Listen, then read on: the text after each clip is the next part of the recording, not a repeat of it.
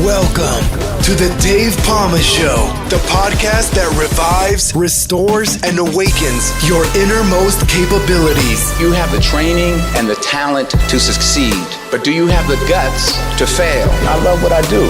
When you love what you do, you want to be the best at it. Today is about the power of you.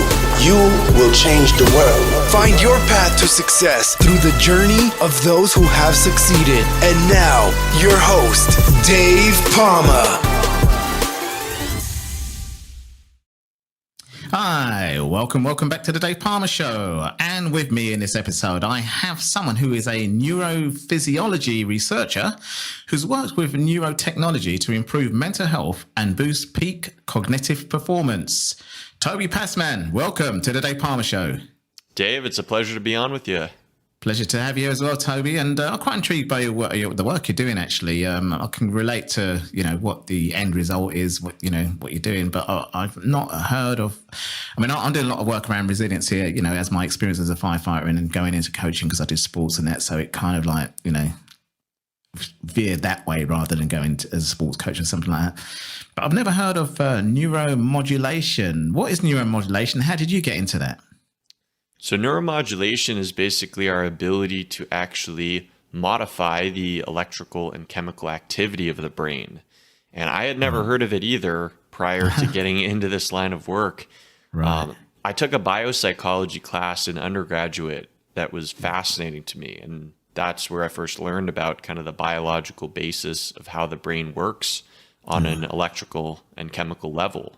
So that curiosity from that class led me to start working at a research lab that utilized a technology called an EEG, where we are actually measuring brain activity. So that became completely fascinating to me, that we could actually visualize these waveforms, the electrical brain waves that a person's brain was producing, and then hence the neuromodulation is we can actually modify that electrical activity with different technologies that I've gotten into using. Oh, that's quite interesting. You mean modify the activity of the brain waves? Exactly.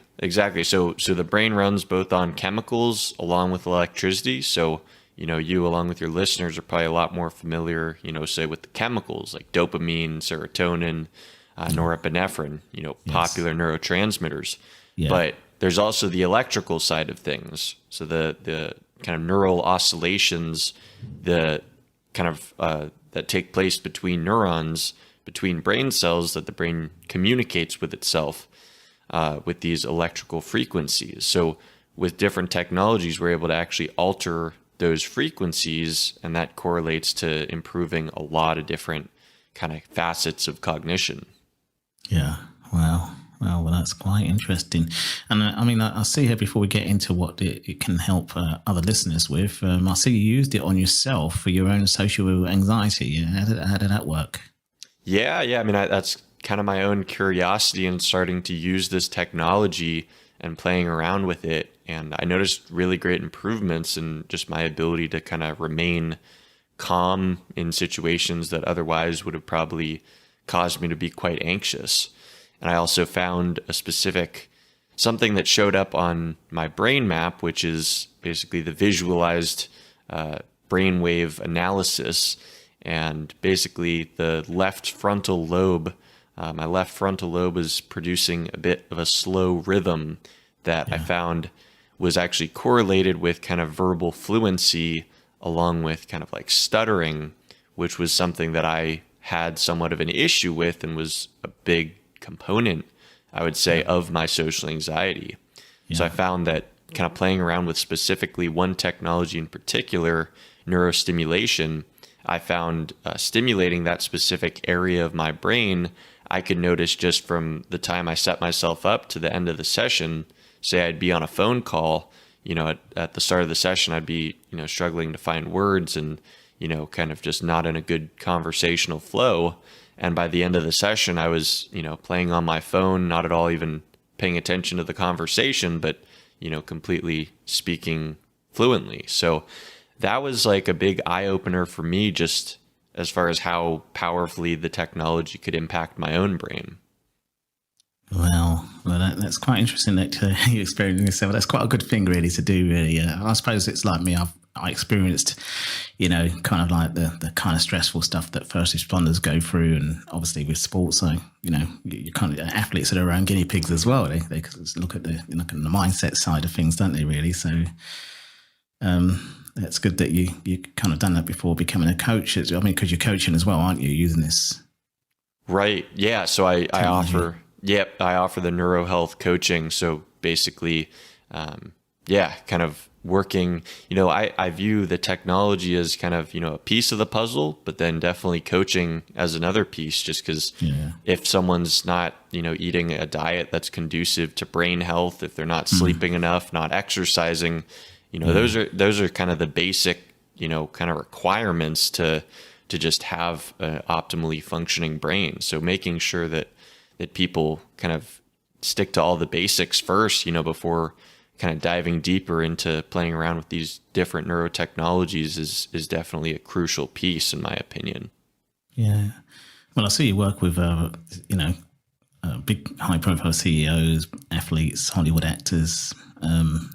Seeing that you're working with them on recording QEEG brain maps. What is that exactly?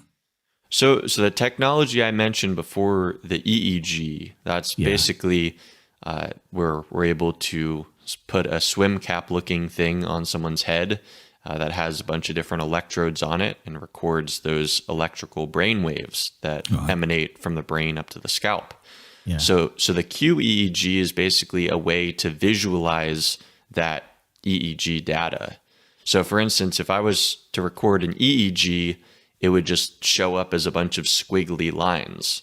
Mm-hmm. And to me, that might mean something, but if I'm trying to, explain to a client or a patient the results of their data, that's not going to be too helpful for them to just be looking at some squiggly lines. Mm-hmm. So that's hence the QEEG is a way to actually visualize that raw electrical data. So it puts together these kind of 2D images of the brain, and we're able to actually visualize if you're producing healthy quantities of a specific brainwave, if you're producing too little of a brainwave, or if you're producing too much. And then we're also able to be able to tell which area of the brain that dysregulation is occurring in. So that kind of gives us a great baseline to, kind of understand, someone's unique neurophysiology and what sort of treatment approach might be best for them. Yeah. Wow. Well, I also see that you've helped drug addicts, and it can be used for therapy and things like that. How's that going?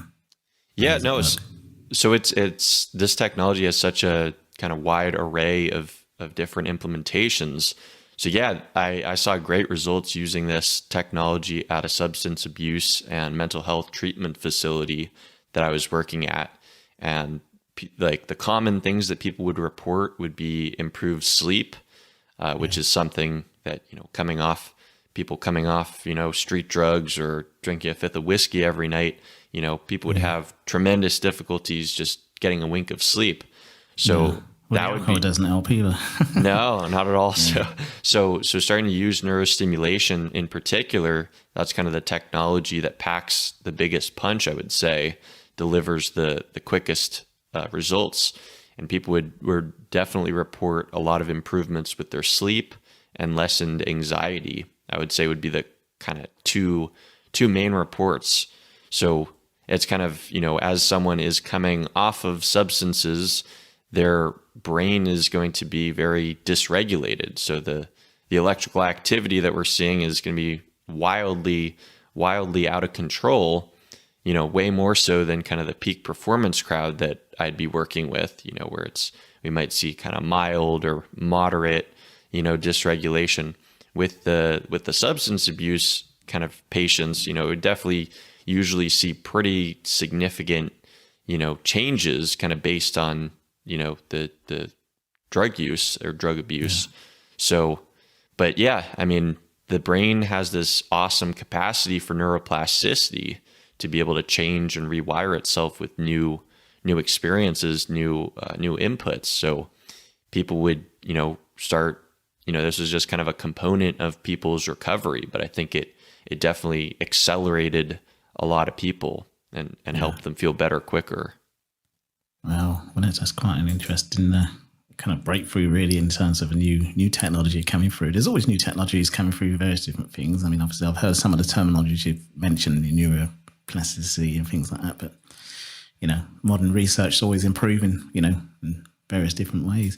So, I mean, I see that it can help. You've mentioned sleep. And also stress, mood, focus, energy, and short-term memory, which obviously is quite a generic area that most people will look to help improve in their health, especially sleep. There's a lot being said around sleep. Let's go through each and one of those and how it can help. We'll start with sleep because you mentioned about that just now. Yeah, so sleep is one that we really focus on the slower brain waves. So delta is a brainwave that is the slowest of the brainwaves we measure, and that's really associated with deep restorative sleep. So oftentimes when we're looking at brain maps and see deficiencies in that delta brainwave frequency, that can often indicate or correlate with someone's sleep troubles. So we could potentially put them on a protocol that's actually going to stimulate their brain to produce more of those delta brainwaves. And that often results in getting a lot deeper restorative sleep. People will wake up in the morning reporting that, they just feel, more kind of rested. They need less coffee to kind of get themselves going in the morning. And so that's a big one. I would say also, oftentimes, you look at sort of what's preventing someone from getting to sleep. Oftentimes, that sort of the anxiety and racing thoughts and obsessions that kind of go through our heads as we're laying in bed at night. So that is often linked with excessive beta wave production, which is like one of the faster brain waves. And when that's overproduced, you get those kind of the nervous system's kind of on hyperdrive, and it becomes really difficult to quiet down and actually get to bed. So that's potentially another option that we might work on, reducing those beta brain waves if we see them produced in excess. But I think it's a great illustration of just, why the brain map is so important to be able to look at, for one person that's reporting sleep issues, we might see the problem being with, insufficient delta wave production. The next person might have too much beta wave production. So those two treatments for those two individuals might be very different, even though the same, we're working on the same issue, being improving their sleep. Yeah.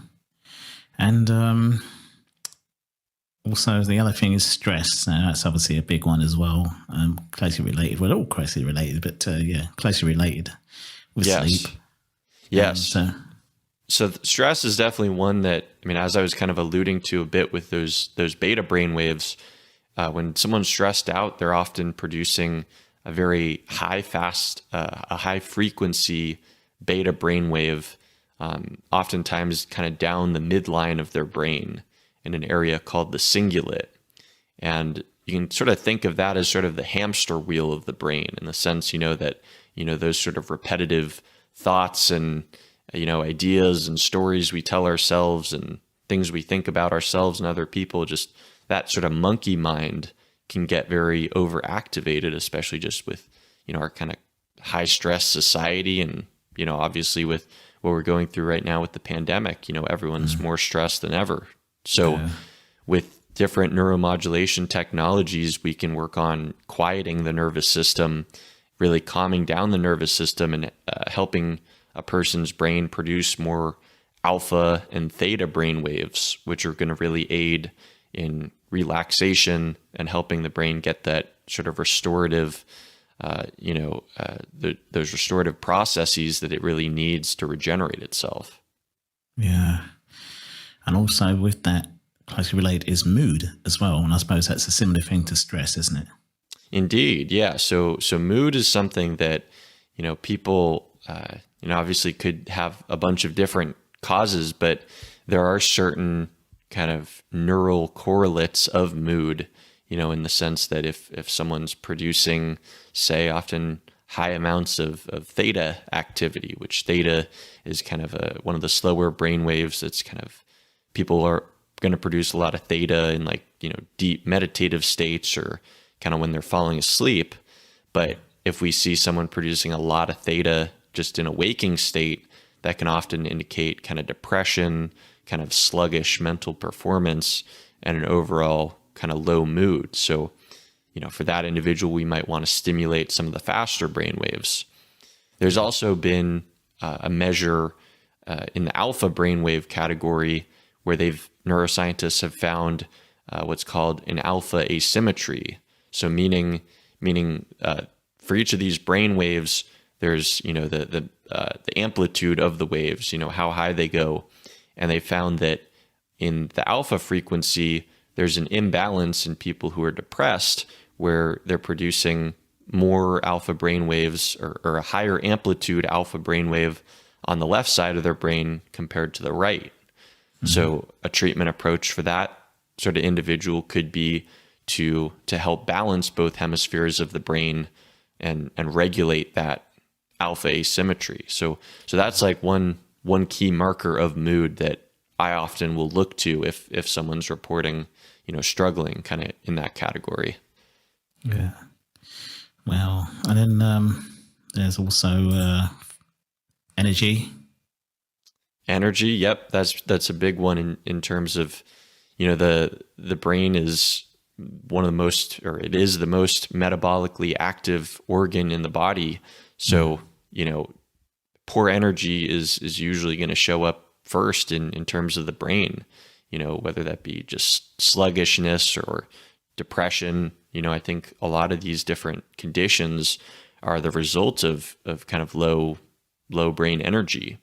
Yeah. And one of the ways we can ramp that up first, honestly, when it comes to energy, I would usually focus on some of the principles of coaching in terms of helping people to, eat a much low, kind of an anti-inflammatory diet, maybe reduce the sugar that they're eating. Yeah. That often is kind of contributing to that low energy. Kind of trying to remove alcohol. That's another big one that is kind of an energy drainer for the brain. And then also kind of experimenting, say, with helping people experiment with, say, intermittent fasts or using exogenous ketones, which is like a derivative of coconut oil. These MCT oils that are kind of popping up on the market now. Right. And they basically allow the brain to burn ketones, which are fat bodies, as a fuel source compared to glucose, which you're going to get from, say, eating carbohydrates, from eating bread or pasta. So those ketones are actually a much cleaner source of energy for the brain. That's actually going to generate a lot better, kind of much more sustained energy. So in terms of energy, I would usually kind of make sure we cover all of those sort of basics first. But with what we're seeing with the brain and what we could do with, say, neuromodulation, oftentimes we'll see kind of, too much slower brainwave activity. And, we'll try to speed it up, maybe inducing someone to produce more of those beta brainwaves, which are really linked to energy, focus, mental processing speed. So kind of, helping to speed the brain up a bit, but it's not going to, do a great job if those sort of energy drainers are still, going on in someone's life, if they're not addressing those first. Yeah, well, and then the last two that you say you can also improve neuromodulation is focus and short-term memory, which I suppose can be linked as well, can't it really? Right. So focus definitely being something that's very tied to the frontal lobe of the brain. Kind of the prefrontal cortex is what's sort of described as the very, human part of our brain that enables us to, focus and plan for the future and, think critically about situations.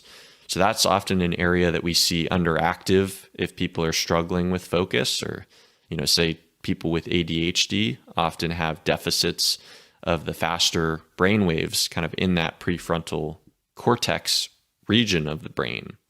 So, a treatment approach for them is going to be, similar to what we were talking about, maybe with people who struggle with energy levels, as far as we really probably want to increase those beta brain waves generally in that prefrontal cortex. Yeah. So that's going to really help someone be able to kind of focus and concentrate on tasks for longer.